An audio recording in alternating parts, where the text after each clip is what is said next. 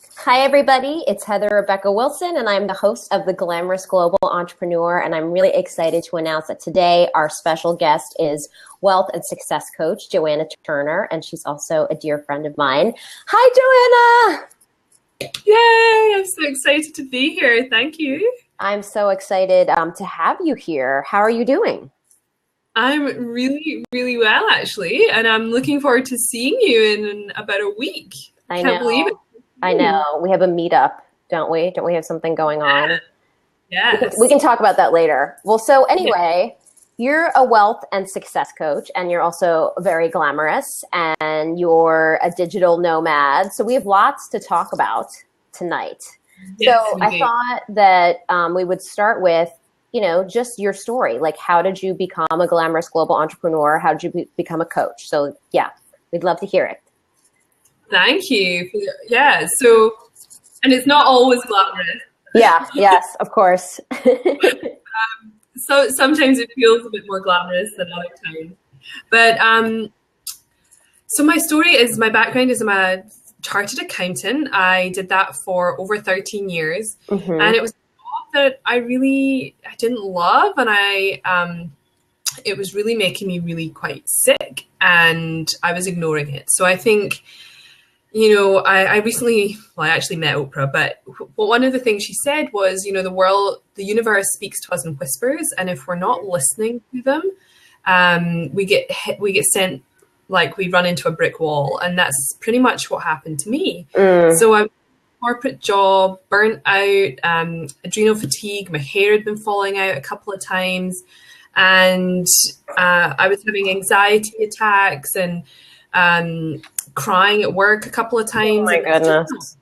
Not me, right? And I was also having issues with my weight, and I'd had a lot of ups and downs with that. And I was still ignoring it all. And so I'm also a volunteer surf lifesaver here in Australia. And I was doing that, and I was at one of the rescue boats. It was a really big surf, and I ended up having a back injury. I had lower back compression, and oh my gosh, I know, right? That was over 2 years ago now. But the wonderful thing is, I think so many people have, out of that, it was actually the best thing that ever happened to me. Although at the time, we don't think that's true. I got a little depressed. I started gaining more weight because I couldn't exercise. But the interesting thing was, I couldn't sit at my desk and do the boring corporate job that was killing me. Like emotionally and physically. So through that, I actually found the space to be able to study, and that opened me up to this world. I started out health coaching. I did my certification with IIN, the Institute of Integrative Nutrition. Nice. Very quickly in this journey, to sort of give you the quick version, but I very quickly realized when I started health coaching that it wasn't really about the food, and it wasn't really about the exercise. Certainly the people I was talking to, it was all the emotional stuff, and there was always something else going on. And I thought, gosh, this person needs a relationship counselor, a grief counselor, a psychologist, and I just didn't feel really equipped to be able to handle it. And I thought, all of these people, they're coming to me to cure the symptom, the weight or the skin issue or whatever it was, but it was always so much deeper. And I realized I wanted to heal the source of the problem. And I discovered emotional freedom technique. I became an emotional freedom technique practitioner, and then I went on to do the advanced level. And if you don't know what that is, it's tapping. And tell us more about that. And actually, I hear myself. Do you have any headphones by any chance? Do you know, I never normally use headphones. Just because I hear the echo. Initially, I wasn't, but now I am. Sorry, guys. That's okay. It's funny. I never actually use headphones because I'm not... Yeah, I don't know why. I don't know why it's like doing this, but anyway, we're going to work with it. This works. Perfect. And I know exactly where we stop, so don't worry. So let's see. How's that? Is that better? Yeah, I don't hear an echo. Perfect. Sorry, love. Okay, cool. No, that's okay. It's just so you were it's a bit talking. weird. I know. Okay. Sorry. So you were talking about EFT, and I don't think people know what EFT is. So I don't know if you want to Sure. continue with your story now, or you want to talk about that later, or like whatever you want to do. But I definitely want to put a pin in that and talk about it. Cool. Let's put a little pin in it, and I'll Okay. just finish this little story, and we'll come back to that. Perfect. Got qualified in that, and I started seeing these really crazy transformations and changes in other people and also myself, and I had some really big breakthroughs using that technique. Then I enrolled in a couple of high-end coaching programs where I met you, and also ended up doing a year of Tony Robbins. Yeah, I did 6 courses last year, which was absolutely incredible. But one of the things I'm all about going to source. So Tony does this amazing work. He creates these huge transformations en masse. But I wanted to know how Tony does what Tony does. And the basis of a lot of his work is NLP, which is neuro-linguistic programming. Right. Might have to put another pin in that too. Yeah. So I became a neuro-linguistic programming master practitioner. And then I also, one of the courses I went to that Tony runs was his Leadership Academy, to really learn how he does his interventions and how he really does what he does. So all of this journey has kind of led me to this point, but I was also still focusing after the health coaching with the EFT, I was focusing on emotional eating. And for a lot of women, it comes from a place of low self-worth, or not feeling enough, or not having enough love, or not deserving of love. And some of these, from instances that sort of come from our childhood very often. But it wasn't quite right. Something was still missing. And I ended up having this sort of aha moment and I realized that the same reasons people don't make money in their business as entrepreneurs, usually women I work with, is the same reason a lot of people emotionally eat. And again, it comes back to that self-worth, not deserving, because the way we do one thing is the way we do everything. Totally. And when I was like, and I have these great results with the emotional eating, imagine I could do that for money too. And I got coached on my own money blocks and let a whole lot of stuff go. And I thought, wow, I had this big boom in my business, and I was like, this is it. This is the key. And it kind of made sense with my old career, because I was an accountant, talking about money again, wealth, and finances, sometimes it's all sort of dropped in and made more sense. And even though I talk about money kind of, so people, would often think I was kind of shallow or whatever, it's rarely actually about the money. A lot of the work I end up doing, especially with my one-on-one clients, is almost more like therapy work at the beginning. And there's another saying that your income can never outgrow your personal development. Right. So, as we grow and as our businesses grow, we have to grow with it. And as you reach your next income barrier, as you reach, do your first launch, like, you have to grow and expand into that through a lot of personal development work. And unfortunately, these things don't just come up once, you deal with it and you move on. Like, it's a sort of continual process of growing and changing, and something I've had to learn to continually manage. So that's kind of what's going on. Oh, I've just noticed, I think I can tweet this, can I? Yes, go ahead and tweet. Live with. Yeah, tweet away. I did something. Sorry, No, do it. Let me do that real quick, guys. No problemo.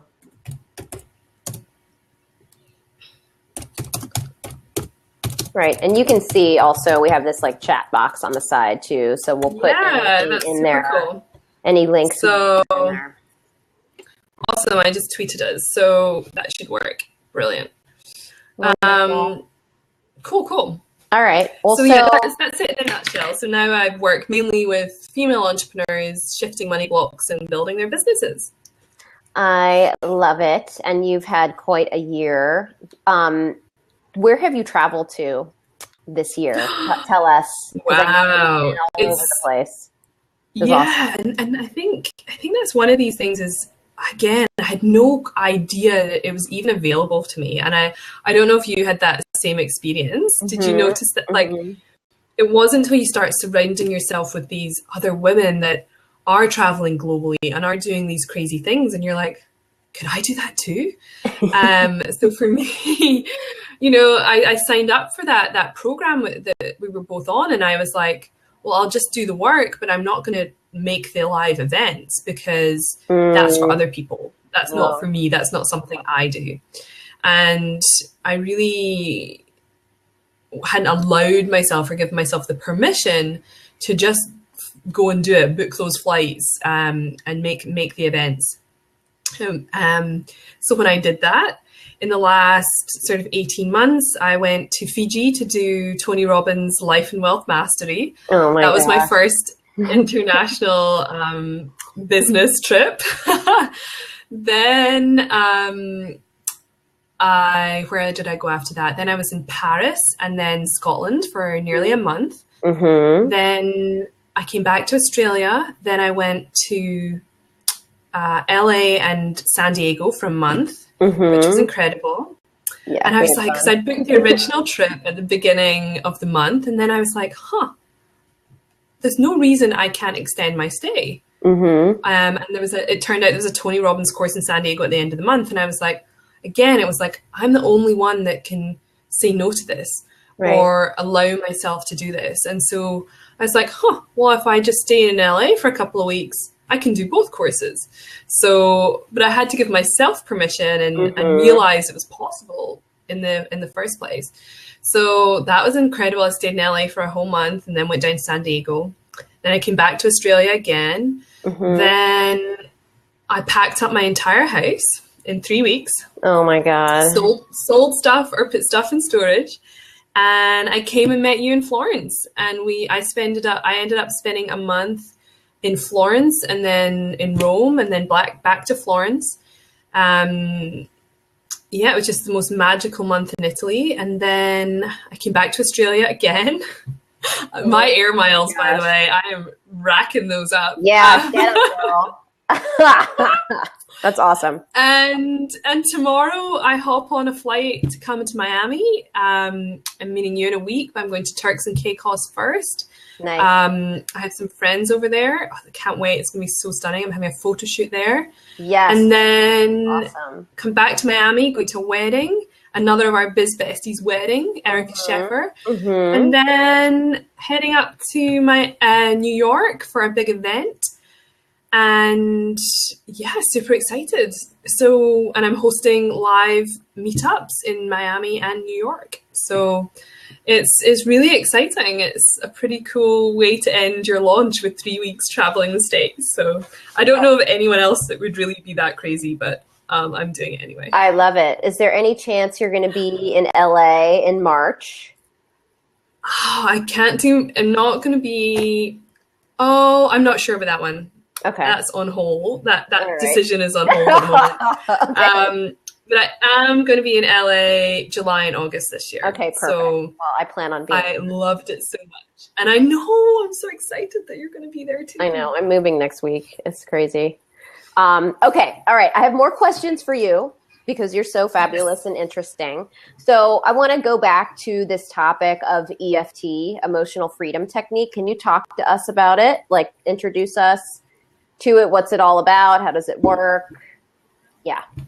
Oh, I'd love to. So I really think it's something, and it can be used in a couple of amazing ways. So it's great for physical pain, emotional pain, fear, trauma, post-traumatic stress disorder, emotional eating, cravings, limiting beliefs, money blocks, confidence, depression, anxiety, you name it. If you've got something going on and you feel like you've tried everything, then try emotional freedom technique. It's totally natural, totally safe, and you can do it on yourself. So you can do it when you do it with a practitioner and you work with somebody else who knows a lot more about it. There are different ways and techniques. You can go really deep with it, Right. But you can also do, reduce your anxiety in traffic, right? Yeah. On yourself in the moment, right? So it's not just, so you can use it in a really fairly complicated way with a practitioner, or you can keep it really simple and use it as part of your daily routine almost. Mm-hmm. So it is, excuse me, sorry. Okay. So it is, I know I'm like weird with these headphones.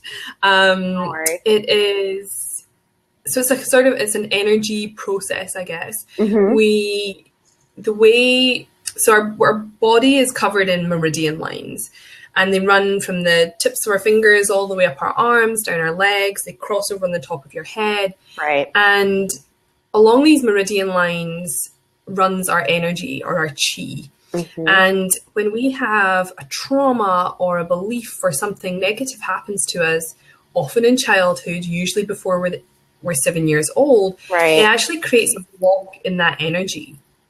So what we're doing with EFT is we are unblocking those blocks in our chi and really releasing the emotions connected to the events that happened in the past to allow us to get over it and move on. So we're really shifting and changing things at a biological level. So we're actually changing our DNA and our genes by doing this deep subconscious work and letting go of the past and emotions and things that don't serve us really at all. So it sounds like it's a big deal, but at the same time it can be incredibly simple. And it's got this name for being the sort of 1 minute wonder. And sometimes people get incredible transformations in a heartbeat, like it happens so fast. But then because it has that reputation, because it can be so effective so quickly, if someone has an issue and they're like, well, it's just not working for me, because they haven't seen that incredible shift in a moment or a minute, right, then they think it doesn't work for them. But in that case, it's, they're probably not working with a practitioner, and they're not getting specific enough, and they're not getting deep enough into the issue. I always say that, so EFT is a bit like removing the layers of an onion. So let's say this is our core event from childhood that might have even been in the womb, or it might have been a past life, depending on your woo-woo, right, where you stand on that. And then each event that then occurs in your life, and we create our reality from our thoughts and beliefs. So we create all of this proof that the belief we got from the event that happened in childhood is the truth, and we have all of this evidence then to prove it. And the symptom of that can be anxiety or depression or these money blocks. So what EFT does, it sort of takes the layers off the onion and reveals, and eventually, usually, if we don't know what the original event is, and often it's never what you think it is, it will reveal the core issue, and then we can neutralize that as well. So you can get immediate relief. For instance, my chocolate craving disappeared like that, and I didn't eat chocolate for 9 months. And if anyone knows me, that is like crazy. And I went to, and it's funny that sort of circling back to my back injury story, I had seen every specialist. I'd had MRIs, X-rays, osteos, chiros, physio, you name it. I'd seen it or tried it to try and fix my back, because I'm a big believer in, I was like, I don't want this to hold me back for the rest of my life. I want to get fixed, because I thought I was broken. Right. And physical pain is actually it's 70% emotional. So what I believe now in hindsight, and at the time I had no idea, and I would go back to the physio and she's like poking it. She's like, I think you're okay. And I'm like, but it still hurts. And she's like, and I was like, I wanted them to tell me it was worse than it was so as I could understand my pain. And they were like, right. You're kind of okay. Like, there's nothing physically wrong with you anymore. And I was like, but it still hurts. And I was terrified of taking those long haul flights, because I again, sitting for 24 hours, I was like terrified that my back I'd go backwards. Right. And so when I went into this EFT, my very, very first day, I looked at these chairs and I was like, there was no support, you know, and at my job that I still had at the time, they'd created, I had a special chair and I had a back support and I had my special screens, all to sort of help me manage this back pain. Yeah. And I was like, am I going to be able to get through 3 whole days of this bloody event in these terrible chairs with no back support? But the very first thing we did was healing physical pain. And he said, does anybody have any physical pain? I'm like, me, my back. And we all did this. And I reckon all of the experts and all of the people had healed me the 30% that they could. The 70% of the pain that I still had was emotional. Oh my goodness. So it was just emotional. And in those few moments that we worked on that, I've never had back pain since. It just disappeared. Wild. That is an amazing story. It was the weirdest. And I was like, okay, I'm pretty convinced. One lady's knee pain disappeared. One lady in that session, her asthma that she'd had for 17 years was gone. Totally gone. Oh my God. And awesome. Over that weekend, interestingly enough, so the guy was like, well, what happened 17 years ago? What was going on in your life when you got asthma? And she's like, nothing. But because we did so much tapping over the weekend and learning and working on each other, by the last day, she was like, I have a share. And it was like, go on. And she said, I know what it was. And because over that weekend, she'd been taking all of these layers off, she realized what happened. And I think it was like she went through a divorce or something. So through that divorce, she developed asthma. My goodness. Crazy, huh? That is totally crazy. Okay. Well, so yeah.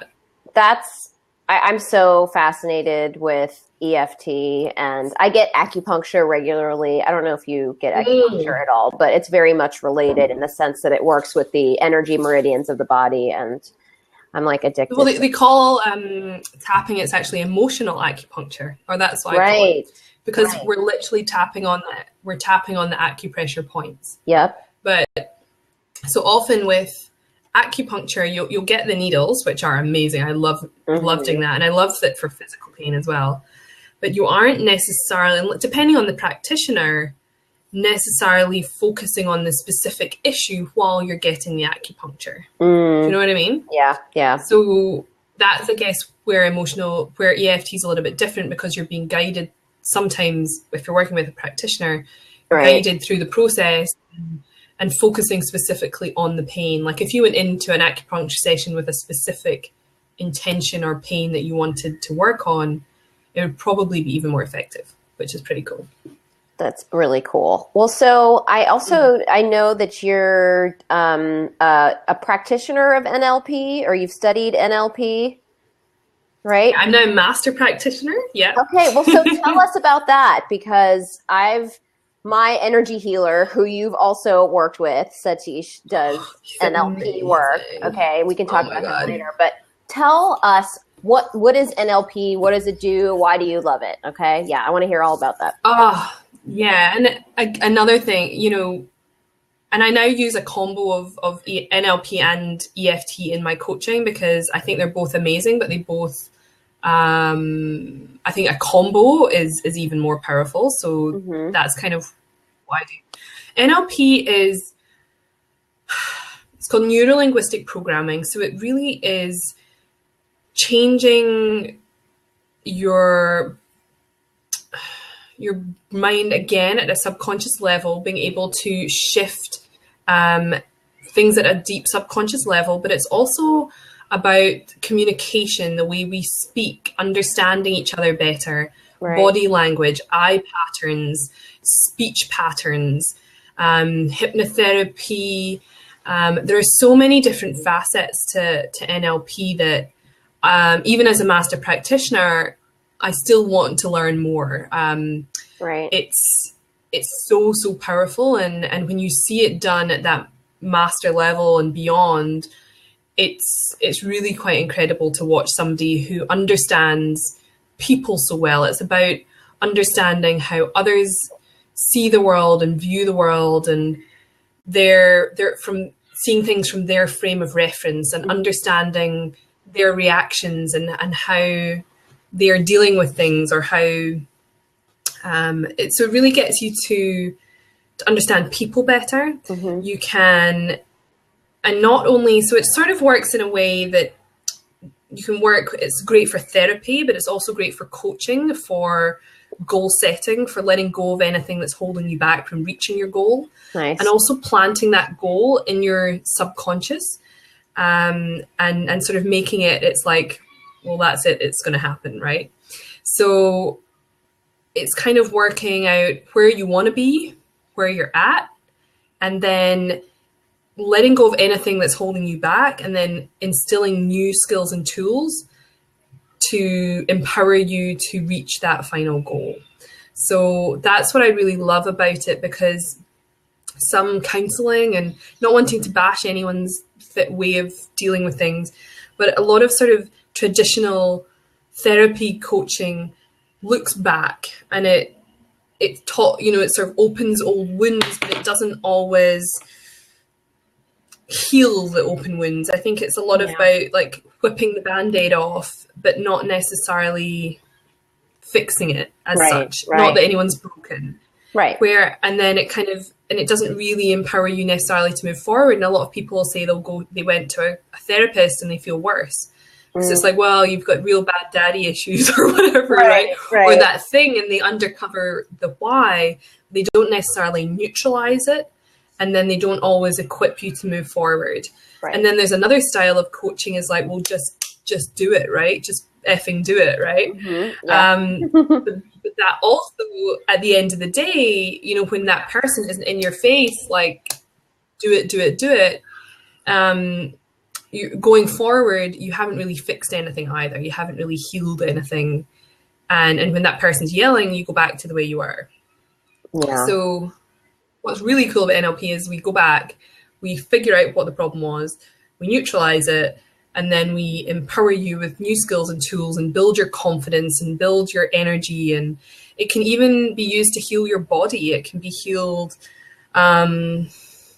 It's just an incredible, complex tool about being able to understand people, and you can tell a lot about a person. It's about non-verbal body language as well, and it's changed the way I see things. It's changed the way I deal with people. It's helped me understand them better. It's cool. And also one of the cool things I've done is it's really helped me with my public speaking. So nice. I probably wouldn't be here otherwise. So so that's been huge for me, and letting go of a lot of guilt and some murky stuff as well. So it's pretty powerful. It's good. Okay. Well, so speaking of letting go of guilt, our mentor, Gina DeVee, talks about how, the journey from, making, X amount of dollars in your business to, X times 10, right? Amount of dollars, right? Like a lot of, it's not really about the amount of money. It's about the person you become along the way. So can you tell us a little bit about your personal journey? Like, what things did you actually have to let go of to get to where you are now? And obviously we're all works in progress, but there was a journey you had to take, right?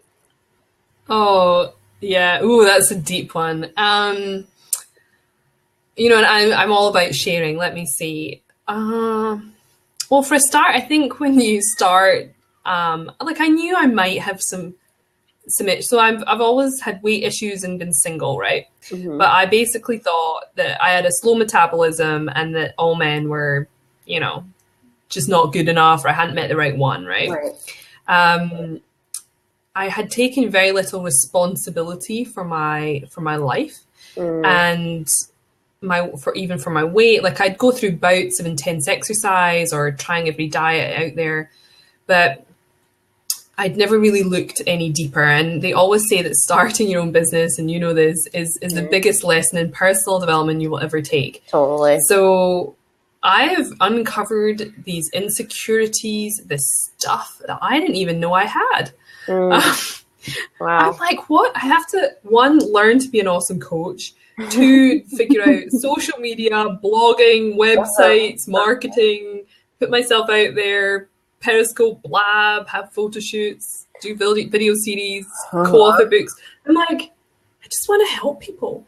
And then I also have to like deal with my own deep-seated insecurities that I didn't even know I had. Oh my gosh. So it's been a massive learning experience. There's been some stuff from childhood that came up that I didn't even know was part of the problem. I had a huge thing about guilt about living overseas for so long. I've been away from Scotland for 11 years. Right.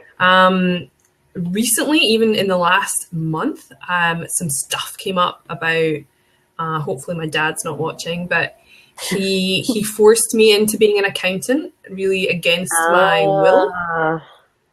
And I did that for 13 years, plus 4 years at uni. So 17 years of doing something I wasn't really passionate about.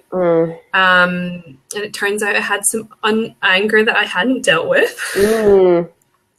Wow. But luckily I had to go through all that, because I wouldn't be doing what I do now if I hadn't had the weight issues and the struggles and all of these things that have gone on for me. I had a massive realization about, I've always felt a little bit separate, a little bit like I don't fit in. And I went to, I lived in one town, and I went to school from the age of 4 in Glasgow, in a different city that was 25 miles away, which is 40, 45 kilometers away from my home. And so I was doing a commute from age 4, and always felt kind of split, like I didn't quite fit in my hometown, and I didn't quite fit in at school. So I always felt like I never quite fit in anywhere. Yeah. And I think that's been a factor in my whole life. And part of the reason I keep moving and I move overseas, because I'm sort of searching for my place in the world, I guess. Right. That was a huge one for me. That was huge. I got bullied at school. So, I'm like, I hadn't really thought about it probably for years. Right. Maybe longer. It wasn't, and at the time it wasn't even that bad. Just some mean girls, right? Yeah. But I wasn't physically hurt or bullied in that way, but it was just sort of emotional exclusion and never quite feeling good enough to be part of the cool crew, that kind of thing. Right. And them and me always wanting to be there. Right. And like not just accepting, where I was, and I didn't have designer clothes. And then my brother left when I was 16. I've only seen him once in the last 18 years. And I used to worship him. I thought he was this like godlike guy. Oh my goodness. And he left, and I had a lot of guilt about that as well. I was one of the last people to be in contact with him. It was not my fault. I had nothing to do with it. But I also had all this stuff about, which I didn't even know I had, again, like really unconscious belief, that men leave. Even if you love them and think they're amazing, they can leave you. And then you can get really hurt. Yeah. So again, I've had these walls up, with my weight being one of them, and emotional walls about not wanting to be vulnerable, not wanting to get hurt. There's been so much. I don't it's just been one thing after another. And I'm like, really? That's been affecting me, and it's been stuff like I realized I had an operation when I was a baby. I was born with a squint, and I had 2 operations they corrected it, then they got it wrong, and they had to recorrect it when I was maybe like 2 or 3 years old. And I'm eternally grateful to my mother for being brave enough to get me that operation. Right. My eyes are one of my better features, even though I was They're gorgeous. You know, but even though I was bullied about I was called Boggle Eyes at school. What? They Boggle Eyes. Oh my gosh. Yeah. And my mum's, even when I was a kid, she's like, don't worry, darling, they're just jealous. But I was so, so grateful that she'd been brave enough to have these operations. But interestingly enough, I had this flashback in one of these processes that I knew I was in this cot. And you know when it's nil by mouth before you have an operation, so for 12 hours you can't really eat or drink anything. Mm-hmm.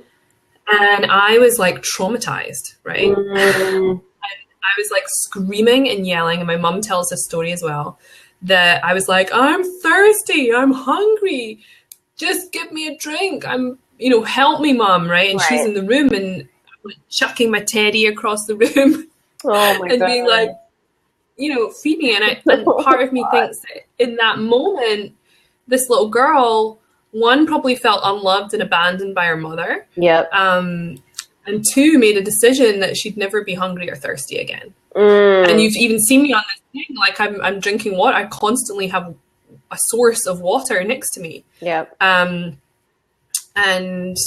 maybe that's the reason that my go-to thing is emotional eating. My sister with exactly the same parents and upbringing does not have an emotional eating issue.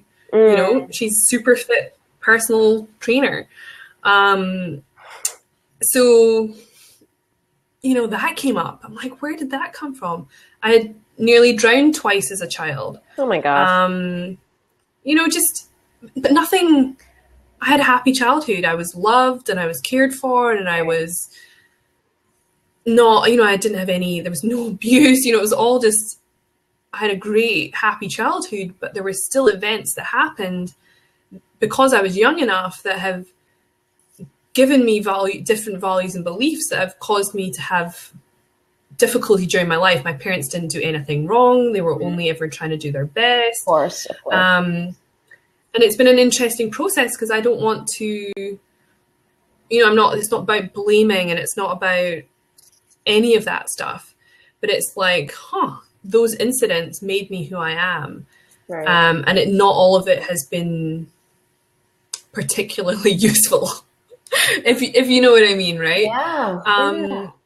And I think a lot of people who've had happy childhoods have stuff going on and they don't feel like they are worthy of even having problems, right? That they've got these problems, but they don't understand why the heck they have them. Right. They're like, but then I have a lot of clients who have been abused and raped and things like that.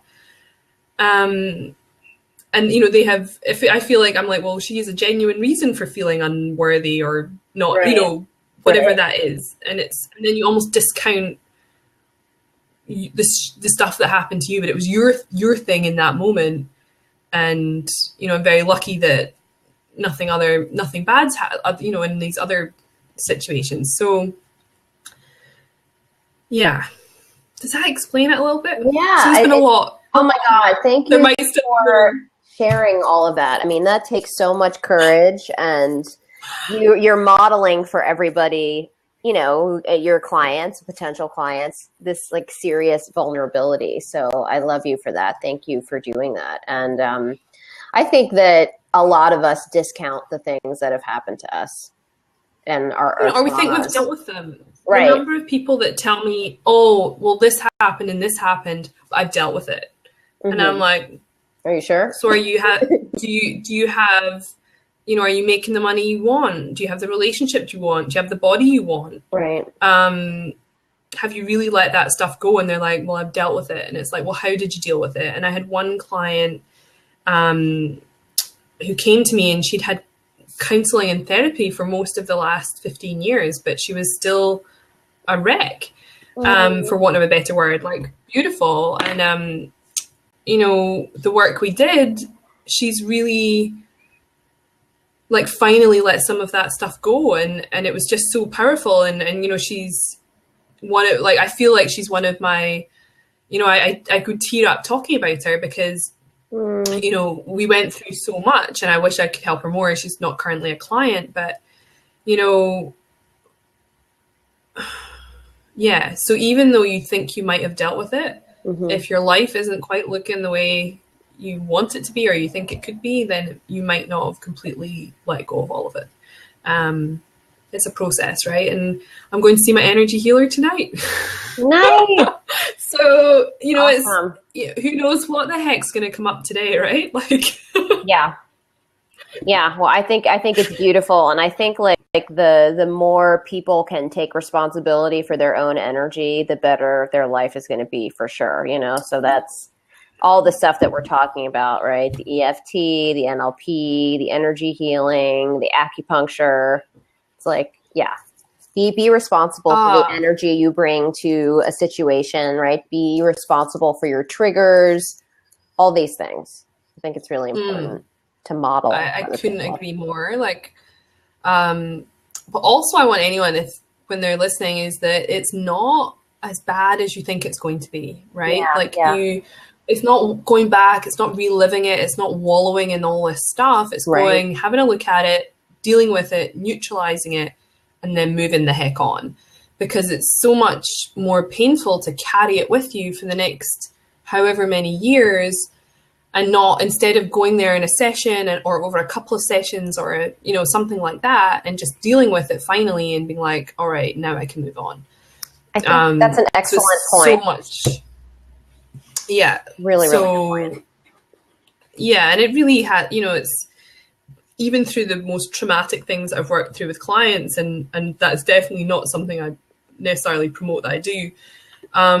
We'll still laugh. Like, it's not the end of the world. Like, even through the snot and the tears, sometimes like we're laughing at ourselves, or, it's that realization that why were we even holding on to this stuff? Like, it's not us, it's not our fault, So yeah, it's not as bad as you think it's going to be. Thank you for saying that. I think a lot of people, I know people who are like, I know that I'm emotionally constipated, but I'm too scared to, deal with everything because I'm afraid of what's going to happen when I get in touch with, so thank you for saying that. I think people need to hear that.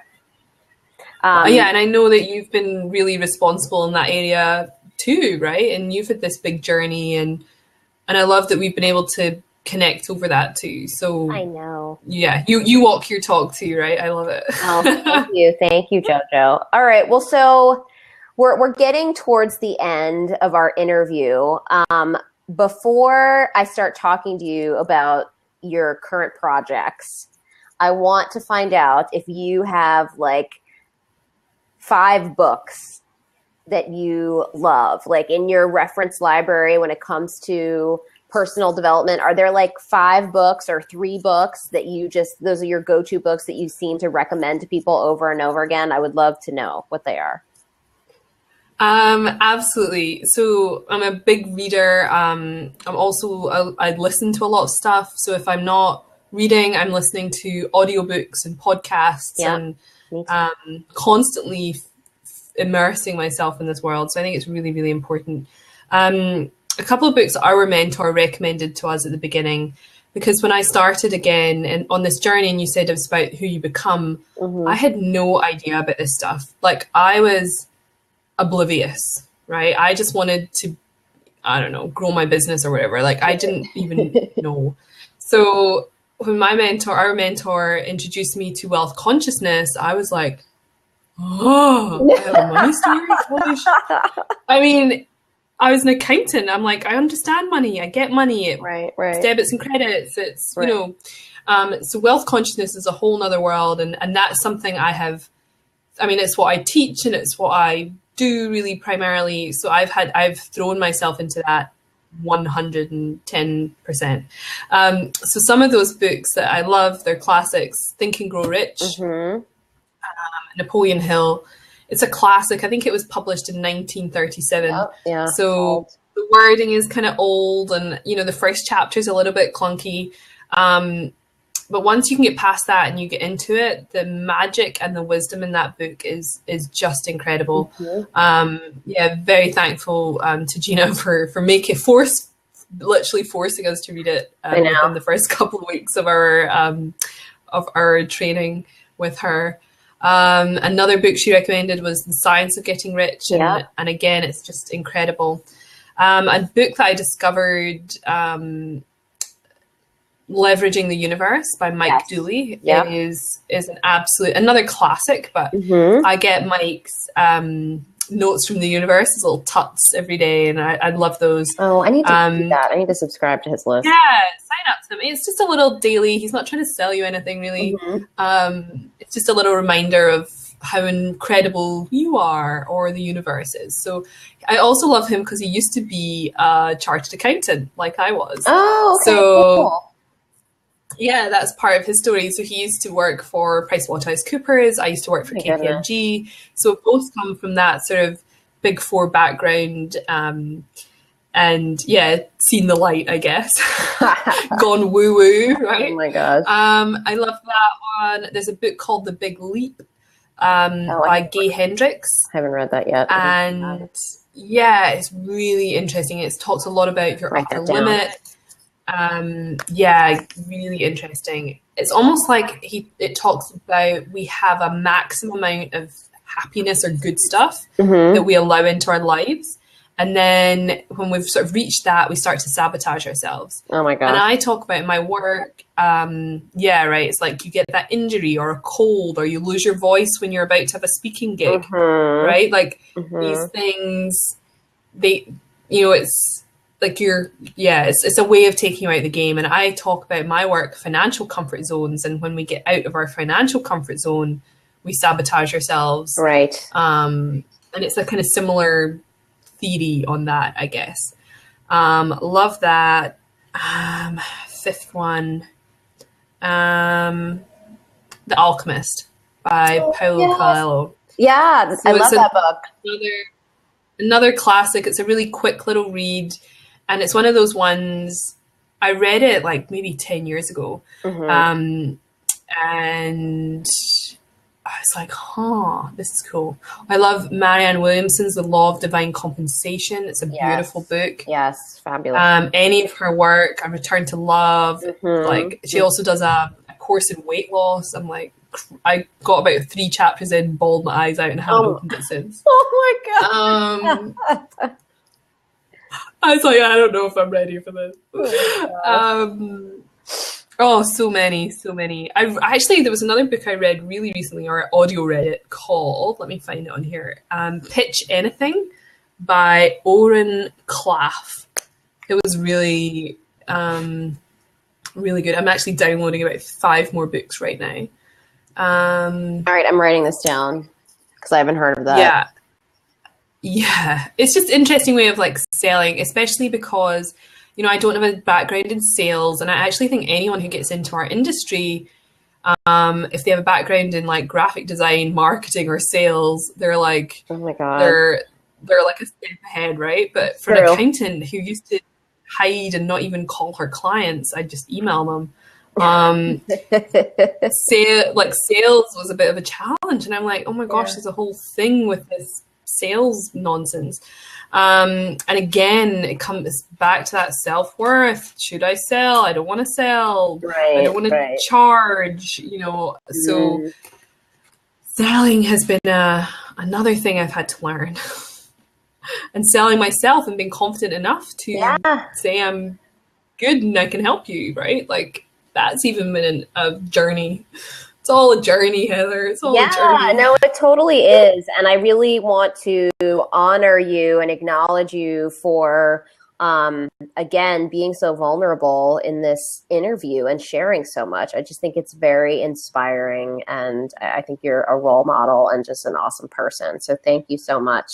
Aww, I think you're awesome too. Oh, I love you. You're so sweet. Well, so listen, you are working on something pretty exciting right now. So tell us what you're up to. What's going on in the world of Joanna Turner right now? Yeah, so I'm in the middle of a huge launch of my new signature program called the Entrepreneur Edge, and it is a 6-month entrepreneurial immersion program for female online entrepreneurs who really are ready to play a bigger game in their business. So this program, it's been an absolute labor of love. And, totally honestly, again, it got a bit delayed because it felt I wasn't quite ready for it. And like I had this big dream and this vision, and what I wanted to create. But again, I had to grow and step into it because it's this cool, really big thing, right? So I'm now completely aligned with it. I'm excited about it, and it's the way it's shifted and come together has been incredible. And so this program is really for people who are, maybe done a foundational course, have done IN or B school or sort of foundational business course, but they're not really seeing the results, and things haven't quite gone as planned in their business. So I always say those people are kind of doing things right, but they haven't seen the results for all the effort they're putting in. So my program is, we first of all clear money blocks, visibility blocks, and then we learn about ourselves and our values and beliefs. And so there's a little bit of kind of woo-woo getting us set up at the beginning. Nice. But then we get into the more serious business stuff, because you can have all of the best systems and structures and the best branding in the world, but if you don't deal with your stuff first, the rest, it's kind of pointless because it's not going to work. Right. And I think a lot of business courses, they dive straight into the systems and the structures, but they miss out the key element. And from listening to the number of successful people on podcasts and interviews, it's without a doubt that they all do it.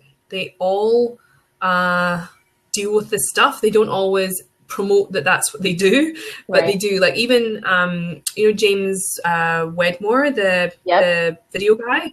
Yeah. So he's all been about video marketing, right? That's his thing. That's what he teaches. But behind the scenes, he's been very successful at that. But behind the scenes, he's been doing energy work, personal development, working on himself. Right. And while his video marketing works, it only works because he's done so much work on himself. And he's actually brought out a podcast, and it's all about personal development. It's not about video marketing. It's all the other stuff that he actually credits the success of his business to, not the video marketing. So you talk to anyone, Kimra Luna, she's read, one of the first books she read was The Power of the Subconscious Mind by Joseph, what's his name? It's over there, Joseph Murphy. And read that. I interviewed with her, another great one. So I was listening to an interview with her, and I'm like, oh my God, I'm reading that right now. So, yes, she teaches branding, but she had to get her head in the right place too, before any of this stuff. Our mentor Gina DeVee is heavy on this stuff. Yeah. So, I think it's just so important, and I think it's a bit that we get missed out. So anyway, that's the initial focus. Then we got all the smart systems and structures in place, marketing, branding, and then I talk about, we go through your finances and how to structure them, because a lot of courses, they'll teach you how to grow your business, but not then how to deal with and grow or understand your basic finances. Not everybody has a background as being an accountant. We all have our different strengths that we pull in, but so that's a part that's pretty unique. And then we go into the leadership and developing thought leadership, which is really, really cool pieces.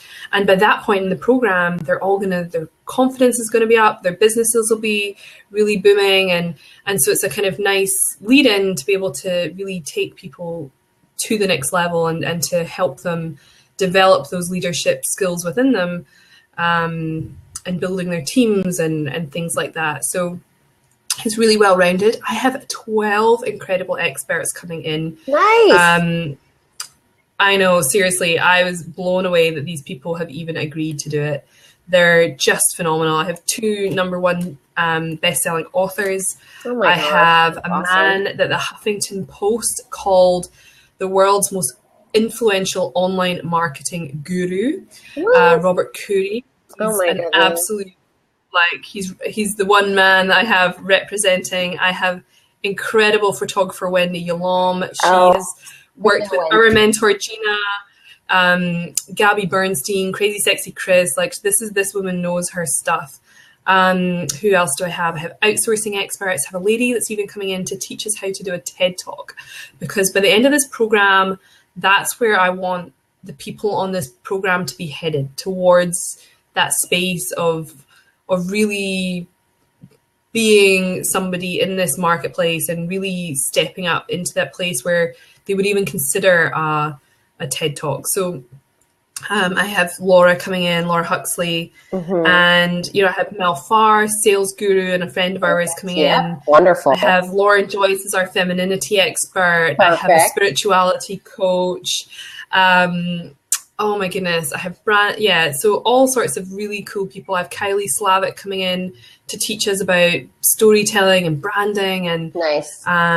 Just really people that are really solid in the industry and know their stuff. So really, really thrilled to have something. And I can't even tell you all the people, because I've got 12 and I will be here all day, and they're just really incredible. And not only that, at the moment there's a couple of spaces to get a 2-hour intensive with me included in the package.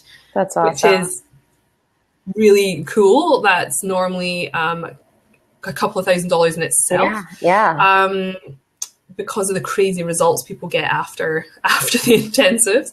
I had one girl made $32,000 in the 10 days after our initial intensive. Oh my gosh, so that's amazing. We're blocking a lot of stuff. We're blocking a lot of wealth from us, and that's cool. And I have a live event in LA, and that is something I am so excited about. Really, this summer.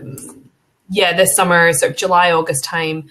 I think it's actually going to morph into a sort of 3 live days.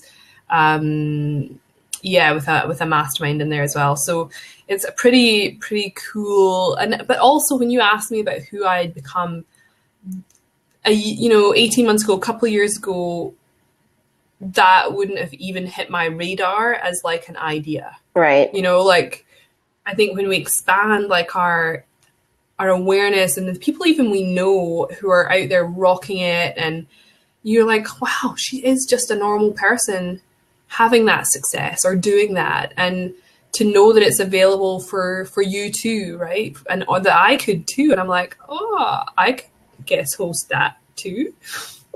Or, but it's that like dreaming bigger or seeing that it's possible.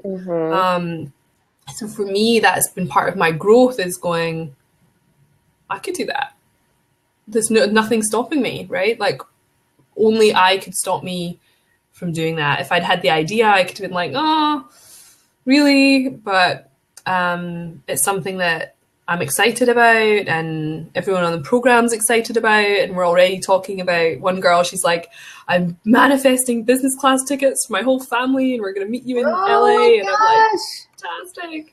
That's so I love the energy that they're coming into my program on, and really going all in and really being excited to be part of it. So it's a really cool community of women I'm building up here, and they're all out to wanting to change the world. And I think this is one thing I think we've spoken about before, that I'm having this bigger realization recently about the ripple effect, and how it's not about you and me, and it's not even about the people we work with one-on-one. It's the people that might have dropped into this Blab and picked up one nugget of something, and whether they may or may not ever see us again or work with us again, but you might have impacted their life in some way. And as we continue to put ourselves out there, and the people on my list, I had this beautiful email from somebody last week in Colombia who I will probably never work with. But she said, you inspire me, you are changing my life, you've impacted my business, and you don't even know you have. And I was like, that is really cool. And her passion is to empower her women in her local community by training them and making them virtual assistants and giving them jobs. And while, women in Colombia are not on my immediate list of people I want to help, if by me just being me and putting my free stuff out there into the world, it has impacted one woman, and then she goes out and changes however many lives with her business, then that's really freaking cool. That's beautiful, Joanna. I love it. You really do help so many women, and your heart is like all in it. So thank you for this. This is awesome. Well, so if people want to find out more about joining the Entrepreneur Edge group program, can you put a link in the chat box here on the side? Oh, of course, my dear. And while she's typing that, you guys, thank you for joining us for episode 5 of the Glamorous Global Entrepreneur. And the distinguishing feature of a glamorous global entrepreneur is a sizzling money mindset. So if your money mindset is in need of an upgrade, I've got a great free money mindset video makeover challenge. And I put the link in the chat box. It's like the first comment up top. So, okay. So Joanna, you put that in there, the entrepreneuredge.com.au. Awesome. Yes. Love, you're the best. Thank you so much for doing this. And I will see you I'll see you in Boca Raton very soon. Yes, in like 10 days, 9 days. Yay, I'm so excited. Oh my gosh, thank you so much for this, Heather. I've enjoyed it. And you asked some questions I've never been asked before, like what I've actually had to let go of. I mean, holy crap. So, I did not know what these questions are going to be before we started. I know. I'm like, do you want to be on my show? I'm just going to ask you. Do you want to just like bare your soul? Yeah, no worries. So, but no, it's interesting because, and me talking about this is important, right? So, it is important. Yeah, I really appreciate the opportunity. So, oh my gosh. Well, you're so welcome. Thank you for being here. And yeah, you're the best. And I'll see you soon. All right, you guys, we're going to take off. We'll see you later. We'll see you next time. Okay. Bye. Thanks, Joanna. bye. Bye, everybody.